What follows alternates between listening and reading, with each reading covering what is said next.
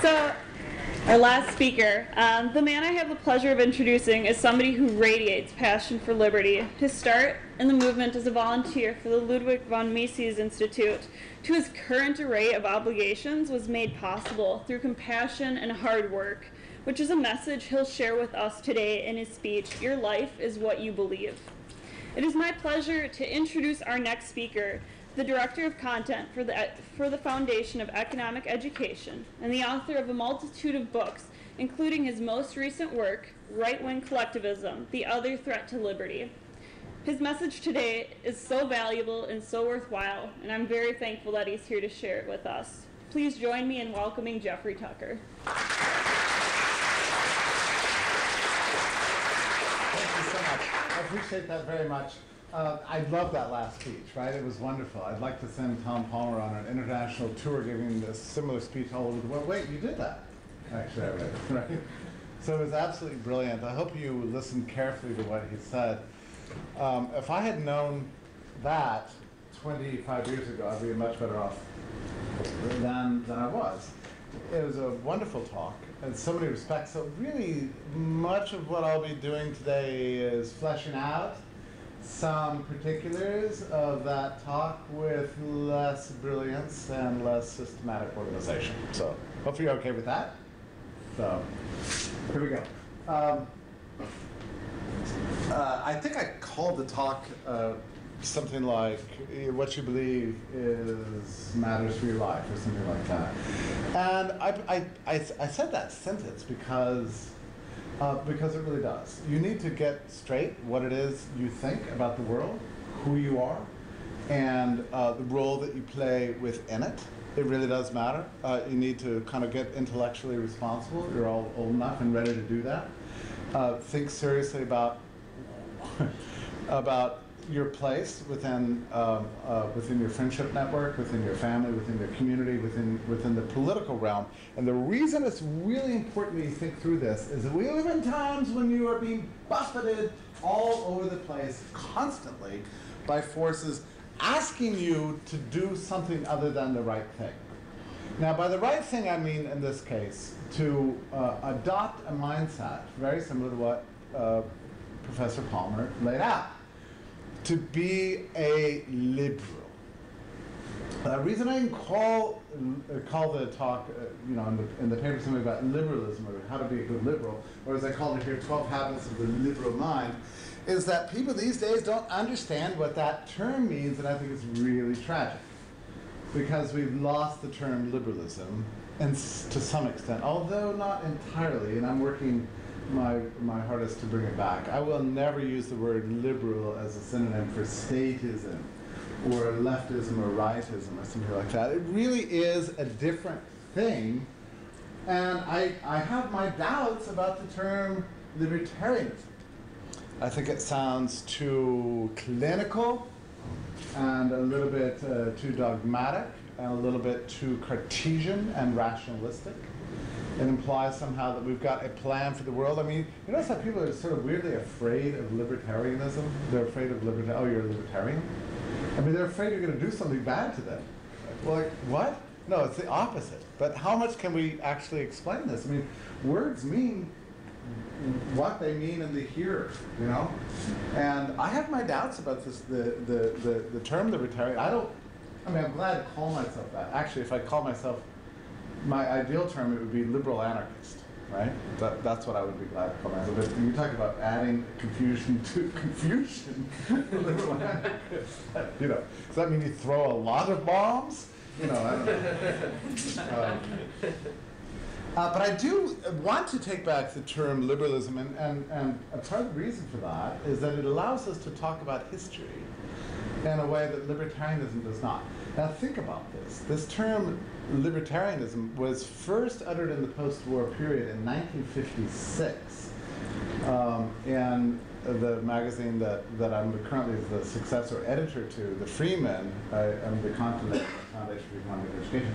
And they threw it out there because they felt like the word liberalism had been lost during the war and during the New Deal and even before, and they felt like it couldn't be recaptured. I think they gave it up too soon. They posited libertarian as a synonym for liberalism. It didn't add anything new. It was just classical liberalism, traditional liberalism, repackaged in a new term. This term libertarianism had been left over. You know, this happens. The late 19th century socialist anarchists threw it around a lot, and then they just went away. So about 60 years went by when nobody was really using the term. So these guys in the post-war period just found it on the shelf and said, why don't we use this? But I think it's introduced a lot of confusions because we can't really talk about history.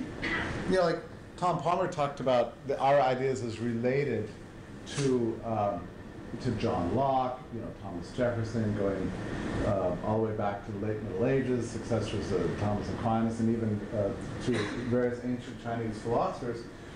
Well, if we're using the term libertarian to describe ourselves, it's very difficult to understand you know, this tradition in light of that term. It's a weird application.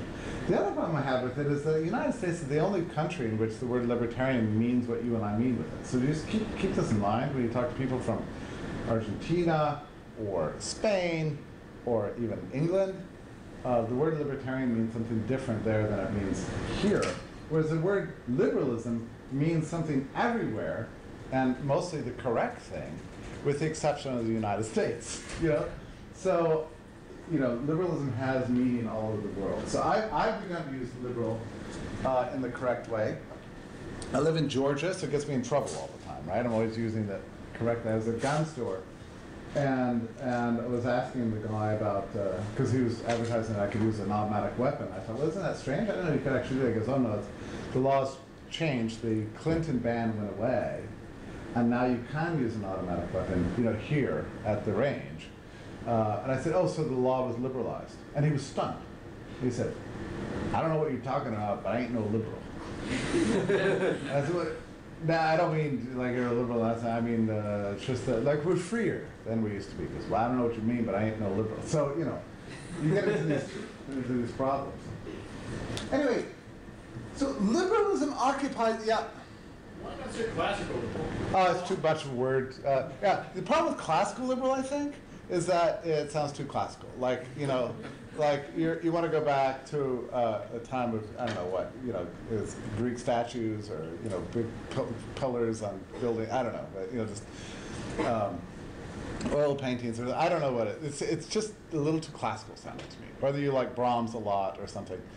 You know, so a traditional liberal, I don't mind so much, but traditional liberal also has a strange connotation too, because the word traditionalism itself is awkward. So, and it's like liberal, it's just liberalism. I mean, it's what we believe. So here's the thing I would like to convince you of, that liberalism occupies a distinct place in the history of ideas that's distinct from left and right. Now, that sounds very easy to say. It's very hard to put into practice. Because every day we're constantly badgered day in and day out on Facebook and Twitter and everything you read, you turn on the news, you've got to either watch CNN or Fox. You guys have a problem with that? I mean, I'm getting tired of this, right? It's like you have to flip between channels to find out. One's a right-wing view, one's a left-wing view. You're like, where's my view? You know? Where's the sort of the normal position that people should be left alone to do whatever they want? And build a beautiful society. I mean, does nobody accept this? Or what, you know, this happens every day. You know, like all at 8 a.m. I'll post something against Trump and people go, would you rather have Hillary? You know, it's like, okay, I didn't, that was then, that, you know, I'm just talking about the truth, right? And then a couple hours later I'll post something that'll be pro-Trump, you know, something he did that was right. And then people will say, oh, I thought he was a Nazi. You know, now you're praising him. It's like, dude, you know, this is about principles, all right? It's not about people. It's not about having to occupy some tribal category, you know? We should be able to speak our minds, and even if it doesn't fit entirely with left and right. But you know what's interesting about our times? I think there's a growing place for liberalism in public life today. Precisely because the left and right have both become so preposterous and tribalized and annoying, you know, in every conceivable way, that it really does cry out for a thorough alternative. In some ways, I think where we're headed to And maybe you notice this in reading the press about the two parties, right? Like you read a headline that says, well, the Democrats are in disarray, will they ever win another presidential election? And then the very next article will go, well, the Republican Party is collapsing. You know, what are they going to do? There's nothing left of these guys. But both can be true. And it's happening all over Europe and happening all over Latin America. Where's our friend from Brazil? You know, right? No, not Brazil. You're not from Brazil. Is anybody here from Brazil? No. I'm sorry. That was a terrible mistake. Mea culpa. But, you know, in Brazil, all existing political parties are unpopular, you know? And it's happening in Germany. It's not that many people actually like the alternatives to the right, but they're desperately looking for an alternative to the left, you know? So it's, you know, we've got all political systems sort of collapsing. And what the world needs right now is courageous individuals with a clear head and a good conscience to go out and just say, let us be free of all this nonsense. We've done it in the past. Liberalism gave birth to the greatest movement in history that liberated, emancipated the human mind to create and build beautiful things. And it happened, as Tom showed in his chart, in an instant, in a flash, and glorious things happened to the world. It can happen again, because I think ideas really matter. In the 19th century, it's very common. You had three parties. You had Labour, you had the Tories, and you had the Liberals, all right? That's a normal thing to have happen. You've got one side that represents a sort of hierarchical, conservative view that wants to roll back the world, to restore hierarchies, old technologies, the old elites. And then you've got the Labour or the socialists who imagine that giving more power to the state will create more redistributive justice, give more rights to workers, and so on. One represents the right, one represents the left. The liberals are always the third choice. So I think you can be that. You can be the liberals.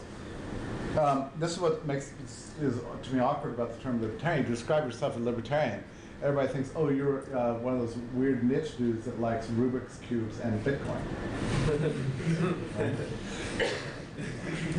Now, granted, you would far rather I be talking about Bitcoin today than what I'm about to talk about. I know you guys, you love Bitcoin. Now, we can talk about that a little bit later. But we are not a niche interest. That's my main point. We represent a broad swath of humanity that just wants to be left alone. Our achievements in history are legion.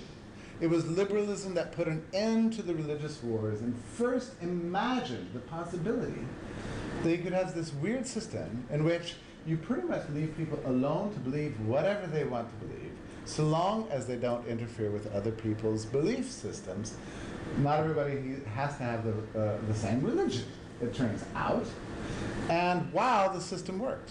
And that was an awesome discovery, you know, in the High Middle Ages, an awesome discovery to find out you didn't have to have a single ecclesiocracy or theocracy. It was the first time liberalism had ever been tried out. It was to grant people freedom to believe and worship how they you know, whatever they wanted. So you didn't have, you weren't going to get hung from the gallows because you had doubts about transubstantiation, for example. You can believe in consubstantiation and still hold on to your life. That's an amazing new system. And so then it began to get rolled out more and more. Well, that kind of freedom worked. Why don't we try another one? Why don't we let people print whatever they want and read whatever they want? There doesn't seem to be any grave damage there. What about if people are allowed to speak the same way? And what if we let people trade? You know, trade across borders and not stop trade at the borders. You know, let's just see how far we can go with this freedom. What if we let people just all start businesses and we eliminate business cartels too? We don't have to have always the king approving or disapproving of every single new business or every new technology or every new religion. The more freedom we had to roll out in the world, the better and more beautiful the world became. And then by the 19th century, things went crazy. The Napoleonic Wars ended.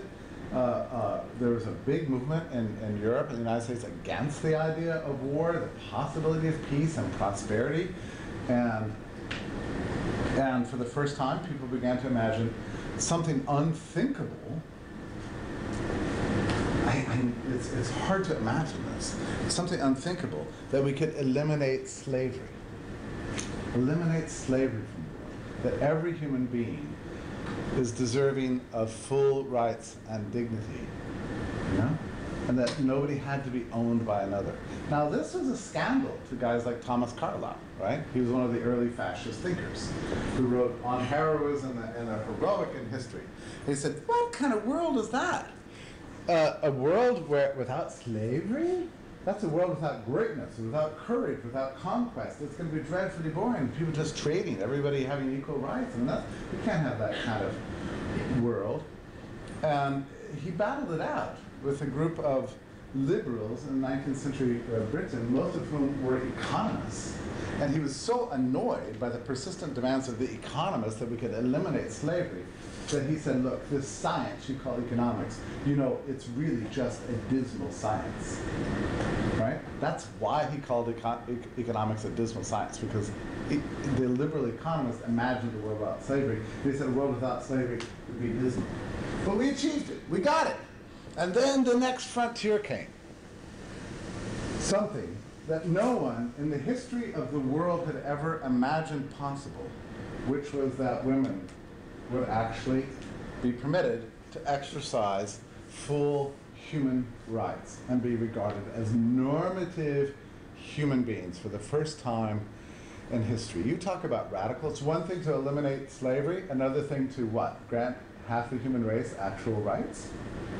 Women? We're going to do this? We're going to do it? So the whole movement for women to have equal legal rights and be considered normative human beings began with liberalism. John Stuart Mill, in his great book on the end of the subjection of women, was written, I think, what, in the 1840s or something like that? Hugely controversial.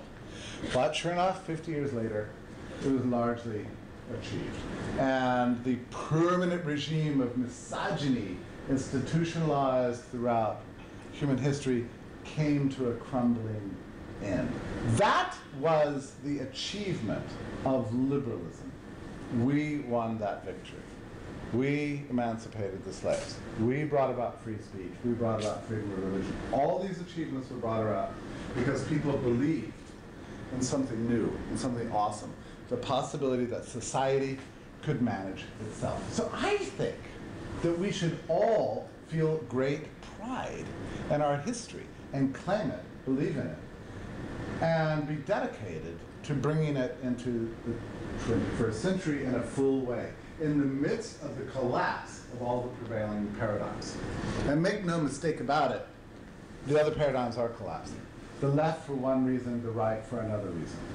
We can go into that. It's baked into this.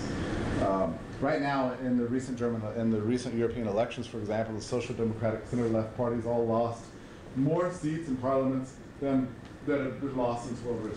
And there's absolutely no future to social democracy, center-left politics as we know it.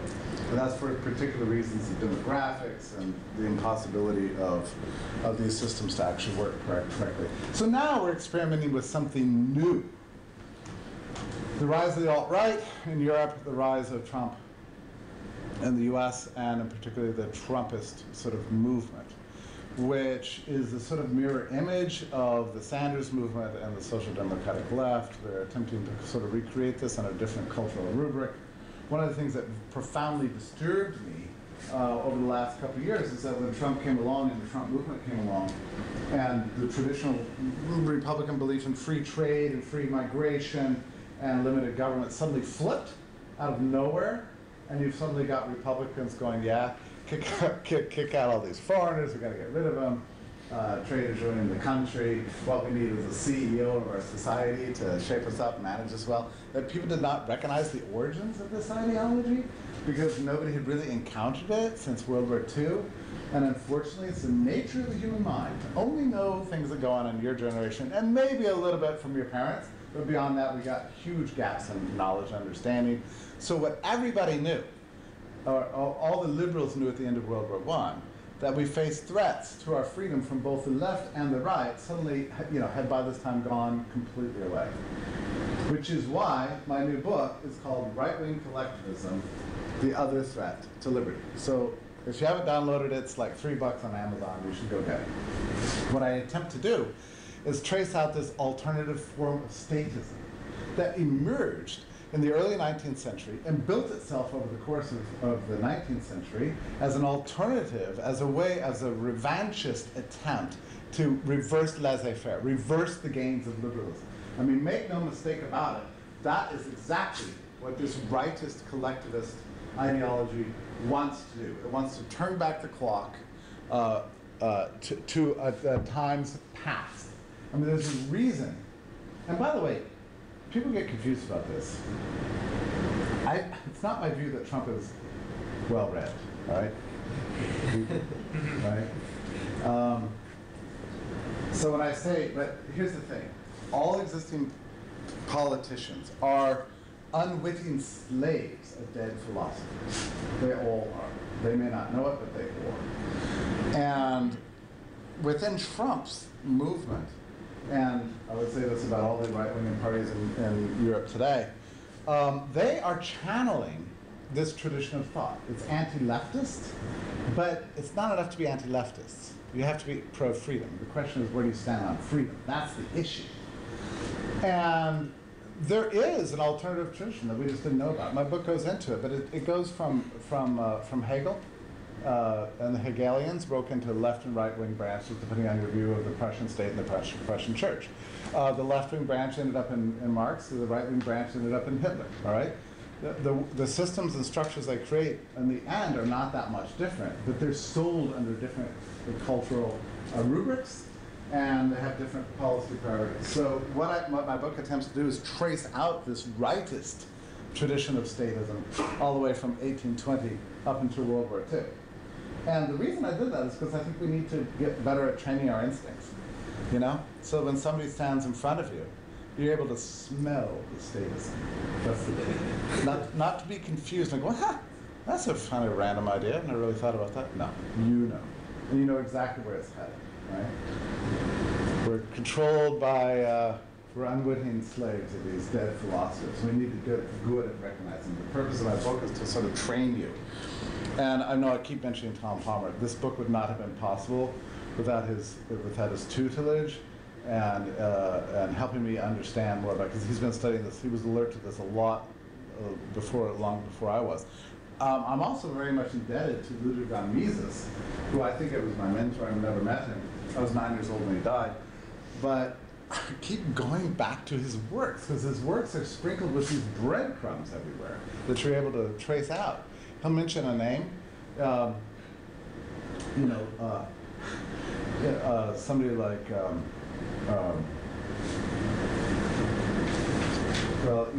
mentions somebody like, there's a guy who wrote the Climate of the West.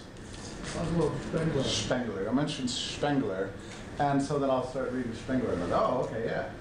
There we have a classic right Hegelian, you know, with his nationalism. Or in Omnipotent Government, you know, he mentions the thought of Ernst Rene, you know, who gave a great lecture in 1880 in France on nationalism, on a liberal theory of nationalism. I'm able to go back and pull it up and read it and learn, you know, what it is our tradition believes. We are all kind of, I don't know, ideological archaeologists at this point. You know, we've been dropped into this weird world, 2017, cut off from our intellectual heritage, separated by so many decades from the thought that we need to embrace. We should all think of ourselves as like excited explorers, to look through this tradition, find out what's wrong, find out what's right, get a consistent worldview, and put it together. Because I believe that it's the future, and there's a reason you're here today, because you have been, for whatever reason, selected to be a master of these ideas, and you can do it. Okay, so let me just kind of go through this list. I know there's 12 points. You're thinking, oh God, we're going to be here till midnight. It's not true. What I did was, I tried to think of all the ways that you might be able to anticipate, if you properly study the liberal tradition, the ways you will begin to think that will be personally beneficial to you, and the ways you would think that will make you different from your friends and your neighbors, but also inspire people to possibly follow in your way. The first one is that knowing the right way is a discovery process. Now, you think about it, every single central plan that the left or the right offers is premised on the idea that they know exactly the way to live. They know all the technologies that should exist, all the things that shouldn't exist, or the drugs you should take, the things you should take, the age at which you're supposed to start working, how many gallons of water should be in your toilet tank, where you're allowed to travel, where you're not allowed to travel. They all have a model for your life. And they're all premised on the idea that they know what's true, and their convictions are so firm, and they're so correct about this that they're willing to use force to bring it about. Liberals, in the classical sense, do not believe this. We think we have to have freedom in order to discover new things, to discover the right way to live. You know, what industries should be profitable, which ones should not? What technology should come about, which ones should not? We don't know the answers. That's why we believe in a social process of constant experimentation, testing, and change.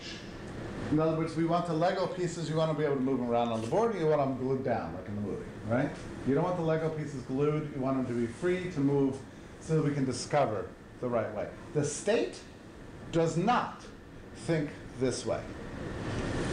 I don't know. Let me give you an example. So how many of you know a smart young person at the age of, say, 12? I mean, I have an intern who's 13, and she's absolutely brilliant. Okay, right? These people are not permitted to be paid for their work. To me, that is stupid. I'm a huge advocate and champion of child labor. Sorry, I have to just tell you the truth. I love it. I think every kid ought to be working from the age of, I don't know, 11? No, let's make it 9. It's 7. I don't care. I think people ought to be free to contract labor services with anyone of any age. I do. Now, subject to the parents, disapproval, whatever, but I mean, I couldn't wait to get to work. It just drove me crazy when I was 13 and 14 that I couldn't work. So I finally just started, accepting cash under the table. And then in those days, when I got my first job, I was able to lie. Can you imagine? You can't do that now, right? But I went in, they said, how old are you? I said, oh, I'm 16. They said, great, get out on sales floor, get to work ready. I was happy. I made money. It validated my humanity. I was able to be valuable to other people. That is a glorious thing. To be able to be valuable to another makes you feel valuable yourself. And what do we do with our kids now? We tell them, you suck, sit in this chair, listen to your teacher, don't do anything. Just take in information and spit it back out on a test. We wonder why kids are demoralized these days. I mean, geez, it's no wonder, because we don't let them obtain value in the marketplace. I don't like systems that freeze life in place, that make things static, masters that tell us, no, it's exploitation for any child to work before the age of 16. And when you're 16, you cannot work anywhere around machinery, for example. Because that would be terrible. Instead, you have to be out on the football field crashing into each other. There's nothing dangerous about that. I don't know. Another issue is like drugs, right? Oh, wait, drinking. You want to talk about drinking? What are we doing? I mean, we got. You can't drink until you're 21. I mean, you don't believe that? I mean, I'm not going to ask for a show of hands, but I've heard that a lot of students today have fake IDs. Have you heard this? No. Wait, where? That's what they tell me. How dare they? Right? Did they not use the government? It's because they know. They know. So anyway, the first habit of a liberal mind is that you don't know all the answers. That you believe in discovering the answers. F.A. Hayek said the most challenging thing, and I try to think about this every day. He said, if we know the way freedom would work, we wouldn't need it at all. We have freedom in order to discover the right way that society should operate. That's an amazing paradoxical statement, but I love it. We have to have freedom to discover. It doesn't mean we're going to create utopia. Liberalism is not about creating utopias. It's about creating societies that are adaptive, creative, willing to admit error, can change based on your own action and beliefs. We want adaptive societies. Just like you adapt in your own life, we want society as a whole to be able to adapt and evolve and change. Okay. Number 2, 12 habits of liberal mind. Number 2, skeptical of enforcement as a means of social management. You notice this, the state doesn't have any other means of managing anything other than to say more guns, more power, more jails, more police. How many police is too many police? You know? I mean, how about in your hometown? I mean, I spent 20 years in Auburn, Alabama. When I first got there, it would seem to be more or less free. By the time I left, it was a totalitarian state. There were never enough police. There's nothing wrong with the law, according to the police, according to the state. It's always about not enough enforcement. So drugs, oh, more enforcement. Everything's more enforcement. We have to crack skulls, crack down, kick people around, control everything about their lives. This mentality the liberal completely rejects, because we think that we believe with Lady Gaga that it's true that you can control my that you can control my body. You can do what you want with my body, but you can't control my mind. You can't control the way I think. You can't control my speech, right? I'm certain that's what she meant by that lyric. So the human mind is where the essential activity of human life takes place, right here.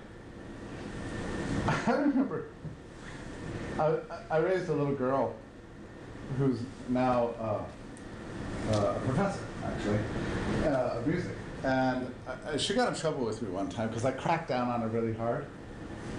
And I saw she was crying a little bit. I said, oh, sweet child, let me just let you know an interesting thing about life. You kind of resent the fact that you have to do what I'm telling you to do right now. I know, and you kind of hate me for it. But let me tell you something that I can't control. I can't control anything that's in your head. In fact, I can't even know what's in your head. Think about the freedom that allows you. You can think whatever you want right now.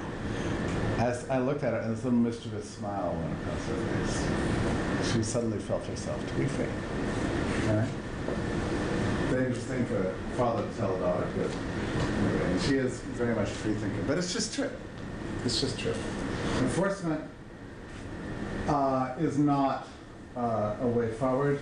We should be profoundly skeptical. Oh, you know, it's the same thing in war, right? We keep, how many years have we been losing the Iraq War? It's like a quarter century now or something like that. It's like, well, what's the problem? Well, we need more shock and awe, you know? A few more boots on the ground, a few more bombs, that'll fix everything. Oh, Afghanistan? Yeah, I know we've been there for 15 years, but what we need is a new plan. We need to scare the hell out of them this time, you know? Or Trump's dealing with North Korea. Roar, we're gonna blow you up. We're going to wipe North Korea off the map. You know, the effect of this kind of language is actually to entrench the bad behavior. You know, I mean, you know, think about this in your own life. You know, think about the most totalitarian order you ever received. You resent it. You know, you push back against it. It's not a way of causing you to believe different things. It's just a way to cause you to resent and hate and plot at the next opportunity to do something bad, quote unquote. So a liberal mind is skeptical of enforcement as a means of social personal management. Number 3, we're skeptical of tribes and tribal frenzies. You know, the greatest threat to liberty from the Middle Ages up to the present has been hordes of group-thinking, angry masses on the march with pitchforks and tiki torches, okay? We should worry about this kind of thing. It's not the way liberalism looks. Ludwig von Mises says in his great book, 1927, Liberalism, that true liberalism is not about uniforms and parades and songs and screaming and yelling and the masses on the move to overthrow the great enemy. That usually ends up in greater tyranny. It's about the ideas. It's about the rationale. It's about the arguments. It's about cool, calm reason and thought. We're skeptical of tribes and tribes. The state always wants us to organize ourselves in terms of the tribes. Notice during elections, right? It's like, well, how are women voting? Well, how are middle-class men voting? How are lower-class white men voting? How are black people going to vote? What are we going to do about the Mexicans and so on? Everybody's clumped into these groups. I think this is very dangerous. As liberals, we believe in individualism, not tribalism. And in fact, I don't even like the language we sometimes use about ourselves. How's the liberty movement doing? I don't know. I don't know. I mean, I understand we use that as a shorthand, but look, I'm a liberal, but I'm an individual. And I'm not a spokesman for any movement, and I don't think our purpose here is to recruit you to be part of a movement. That's not how we play. That's not how we do. The demographics of libertarians, according to this, to many people, are very predictable. I think that's unfortunate. Liberalism is a creed, and it's a way of thinking that pertains to everybody, not just people like me who own large amounts of cryptocurrency. Okay, so it belongs to the whole world. All right, number 4, we have confidence in ideas. We are unafraid of tanks and guns and authority figures and hierarchies and people telling us what to believe and trying to force that down our throats. We believe that ideas ultimately run the world, because it's true. Everything you see around you, every piece of physical property, every existing institution is a product of some idea that somebody had in the past that became instantiated in the world around us. If you want to see the future, look inside your own heart, look inside your own mind. Those are the ideas you have. That's the world that is up to you to build. Ideas are portable, they're immutable in one form, they're malleable and adaptable on the other. They can be infinitely shared and infinitely reproduced. You can't say the same thing about tanks and guns and bureaucracies. So therefore, ideas are far more powerful. We have in this room the most powerful weapons, all right? I mean, I wouldn't take the entire nuclear arsenal of the US over what we have in this room, which is intelligent, thoughtful, thinking people dedicated to making the world a better place. More powerful than anything else. Okay, approve the unapproved. Now this one's kind of difficult because liberalism asks you to tolerate that of which you disapprove, at least temporarily, and believe that it should still be allowed to go on. Ideas that you reject. Lifestyles that are not your own. Outlooks on life that you don't understand. And that's very difficult. It's very difficult. I have friends of mine who are terrified somehow of Sharia law. Now, I don't know that much about Sharia law, but I do know that most religious legal codes are weirdly adaptive, right? So when the Catholics came over in the late 19th century, everybody was then scared of canon law. The Catholics came over with their own court systems, their own structures of authorities. They were ridiculously deferential to this dude in Rome with a funny hat. And they didn't much appreciate American institutions. And it caused widespread panic. So we can't have a country with people like this.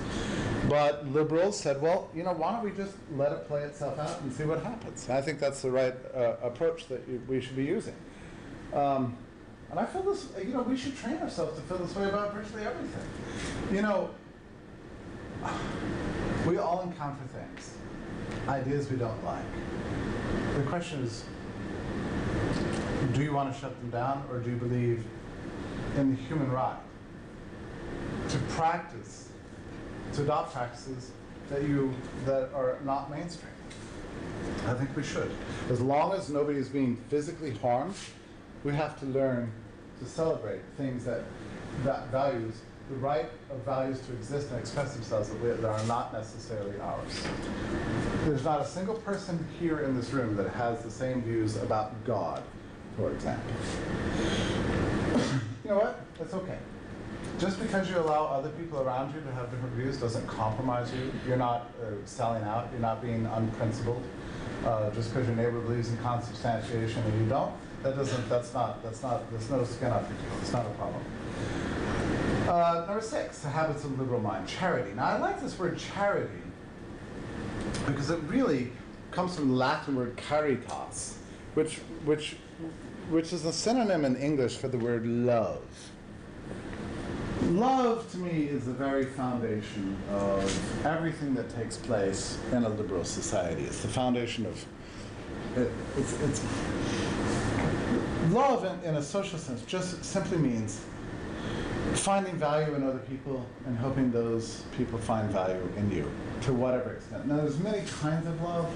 There's the love that comes from just a friendship, and it intensifies. If you read C.S. Lewis, you know it intensifies all the way to the most intimate forms of love.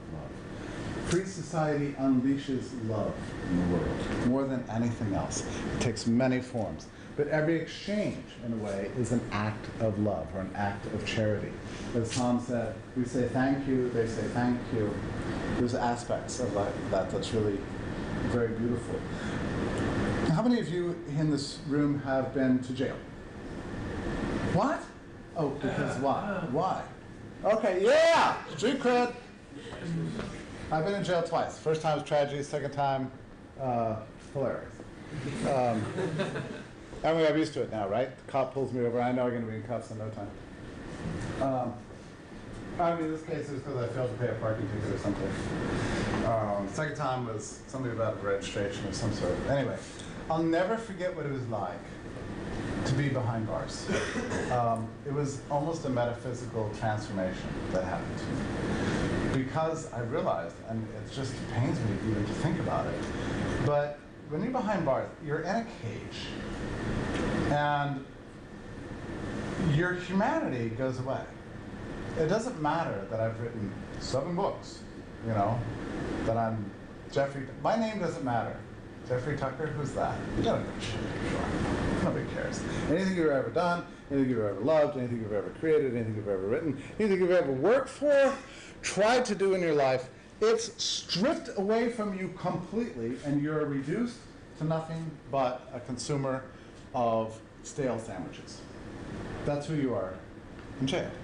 And you think, what about all the people who love me? There are many people who love me and value me in life. Where are they to give me this value? They're not there.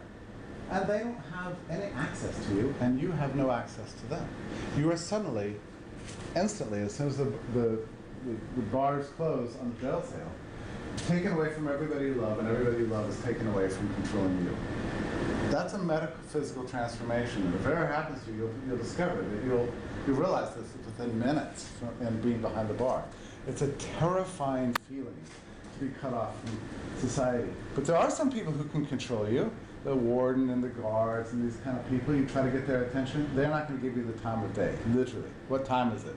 They look through you like you're just some weird sound, just strange sounds are coming from this bag of flesh over there. And it sends chills right through you, all right? The reason why that's important is this. That's life without freedom. All of life, all of society is in jail if you take away freedom. If you take away one freedom, you're a little more in jail. Less opportunity to be loved, less opportunity to show love. Okay, number 7, I listed tolerance. Yeah, I think it's too similar to approved and unapproved, although tolerance is really important. We need to understand that different people act and behave differently and celebrate those differences. That's the best thing. People always, the alt-right always says this, don't we need to live in a homogeneous society? You want to create homogeneity? Good luck. There's no such thing. There is no such thing as homogeneity. Find somebody of the same gender identity, race, language, religion. Put you in a room long enough, you're going to find differences between you. There's no such thing as homogeneity in this world. Heterogeneity is the beautiful thing in life, and the beautiful thing about freedom is that it finds ways for people who are different to get along with each other. That's the greatest thing about it. I mean, the alt-right is completely wrong about this point. You don't need homogeneous societies, or if you had them, you wouldn't need freedom, right? The whole point of freedom is to find a way that people who are different can be valuable to each other. All right. Courage. We have a lack of it, I get it. it can be very scary to speak your minds these days, because there's always going to be somebody coming after you, especially as a dedicated liberal, because you're always going to be saying things that are slightly different, you know? When I say that I think children should have the freedom to work, people say, well, that's the most disgusting, horrifying view I've ever heard in my entire life. And by the way, the new Secretary of Education, what's her name? DeVos?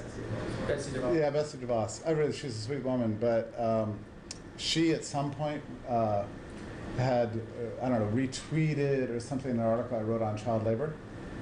And I briefly became famous as a child labor advocate. And people said, see, she wants to abolish the public schools and put all the kids in salt mines. I don't know anything about salt mines. It was probably not the worst job, I don't know. Probably better than public school.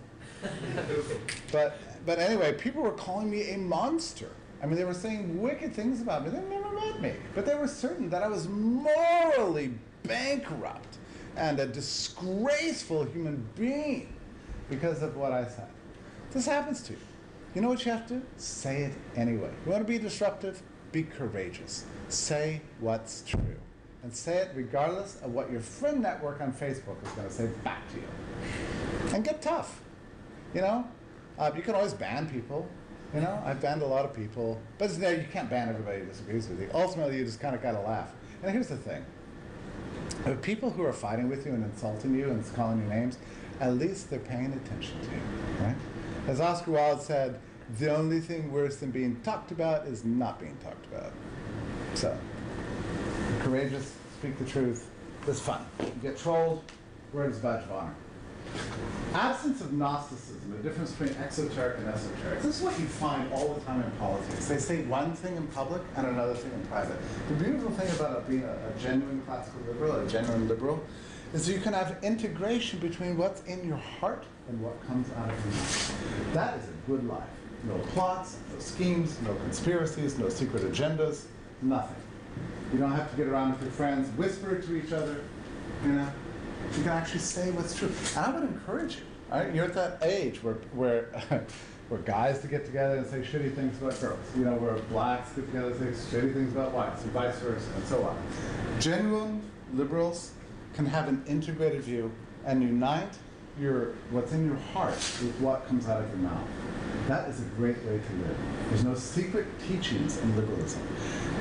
All we want is a world of freedom where every human being, without exception, has maximum opportunity to experience genuine dignity in life. That's it. That's not complicated. It's not a conspiracy. It's not a secret teaching. It's just what we believe. And I feel great pride in believing it. Number 10. We celebrate progress and wealth and the rise and spread of human dignity. I mean, if I were going to sum up liberal doctrine in one phrase, that would be it. We are celebrators of progress. We believe in wealth. We don't sit around wishing we had been born in 1412 or thinking how great it was when everybody worked on farms. Or wishing that every person had a factory job, or regretting that the great Cicero isn't giving a speech, down at the Central Square. You were born now for a reason. This is your world. You inhabit it because you have a mission. You've been placed here for a brief period of time, beginning and it's got an end. Embrace your times, make them better. That's your job. You're architects of your own future. Celebrate progress. Celebrate now. Make the world a better place. Which gets us to 11, optimism about the future. We have every reason to be optimistic. Don't sit around bemoaning the state of the world. It's the worst thing about becoming a libertarian, right? You're like, well, I'll join a libertarian group, on Facebook or something. Every post. Well, look what the state did now. Look what after a few days of this again, I don't know. It seems like I was happier before I was a libertarian. This is really getting depressing. Right? Like, avoid that. Look for the beautiful things in the world. I marvel, and I don't know. People don't always like to hang around me because I can't stop marveling about it. I mean, I go into Walmart and go, holy crap! Look at all this great stuff practically available for free. I mean, I get so excited in the home goods section of Walmart. I can't even believe it. I'm in awe that the enterprise exists, that they're dumping all this amazing stuff on humanity. that anybody can come in and look at these weird people in here. I mean, I'm glad for them, right? I'm glad for the people of Walmart. You know, I want to be happy when I see the existence of freedom and how it works itself out in the world. And once you open your eyes and the scales fall from it, and you start to celebrate the future and the beauty all around you, you'll live a much happier life. Finally, my 12 habits of the liberal mind, confidence in freedom. You can have confidence that if we just make the world a freer place, things will improve. And people always want you to have a central plan. Oh yeah? How are private streets going to work? What are we going to do about old age pensions? What are you going to do about the disabled? You know, what about the mentally ill? What happens when marriages don't work? Who's going to adjudicate that dispute? What about, you know, you can just endless. It's not a problem saying, you know, I don't entirely know, but I think we need an experimental system in which we can discover how this works. And the more you discover about freedom, the more confidence you get in it, actually. There's a community in Atlanta called Atlantic Station. And it was very interesting. It used to be a steel mill, and steel went away. So they built public housing. Thank you, urban development, you know, the center left of the 60s. They built public housing, and guess what? That became the most crime-infested, you know, catastrophe you'd ever imagine. So they finally had to shut it down and blow up the buildings, and then the city just cordoned it off and said, all right, nobody can go here. There's something cursed about this plot of land. Nothing works. Until a great entrepreneur came along and said, well, I tell you what, why don't you sell it to me? And the city, governments are increasingly cynical and desperate for money these days. Great, and also they don't have any ideas. So the city of Atlanta said, that's fine by us. You want to buy? You want to buy? Yeah, you want to pay us for that? Okay, fine. But we're not going to give you any streets. And the guy said, yeah, it's not a problem. I'll build it. We can't give you any parking. Yeah, that's all right. I'll dig underground and make parking. We're not going to provide you any police protection because we've had a lot of people die in this area of town. He said, that's even better. They said, and how are you going to zone it? The guy said, you know what? I'm not going to zone it. Just let things just happen. Mixed use. You want to live here, you want to open a store here, whatever you want to do here is great. So the result was Atlantic Station, 2 square miles in the middle of Atlanta. It's entirely private police. And I tell you, if you ever interacted with private police, it's the greatest thing. You show up at Atlantic Station, you say, well, hello, officer. He says, well, it's very nice to see you. Listen, you seem like a man who enjoys a great cologne. I know Bloomingdale's today has a sale. You know, he's like advertising various products there. You know, it's just fantastic. You know, they actually have an investment in your well-being because, you know, they've got a job that's very much connected to the commercial success of this community. Anyway, there's hotels there. There's you know, every kind of apartment. Every kind of store, and there are no immigration controls, right? So you don't have to be a member. It's free migration. In fact, they're advertising for residents, advertising shoppers all the time. It's the most diverse, exciting, peaceful community ever. And you know what they do with people who misbehave? They ask them to leave. No tasers, no death, no guns, no clubbing. They say, it's time for you to go. We're banned from this community for a period of 2 weeks or whatever. Because they can't wait to get us back, right? Come back, behave, and buy them. Yeah. So, who would have believed it? My point is, this is freedom. Who would have believed that this 2 square miles in the middle of Atlanta could have become such a magical, beautiful, happy, orderly, unbelievably prosperous community? You know what did it? It was freedom. Nobody could have predicted exactly how that was going to work. You let the creative human mind, you know, be unleashed, let people solve their own problems, beautiful things are going to happen. You as liberals can have this confidence. All right, we're getting up to the end of the hour. Let me just say this, folks. The reason I've gone at such length, I would like to see you, not based on my speech, but based on your reading, your study, as you develop, and your personalities and your character and your experienced life, and go to your classes, start plotting your future, to identify with liberalism, to think of yourself as a libertarian. Because, you know why? Not because the movement needs you, not because the SFL needs you, it's because civilization needs you. The progress of humanity needs your heart, your ideas, your mind, your love, your passion. It's all threatened right now. It's threatened from the left and the right. We need you. History needs you. Every human being who's not yet free desperately needs your hard work, your thinking, your writing. There is something that you can do to help this great cause. It's liberty that built civilization in the past. It's going to make the world more beautiful in the future. But only if we act, only if we understand, and only if you throw yourself into the great intellectual battle. Thank you very much for listening to me today.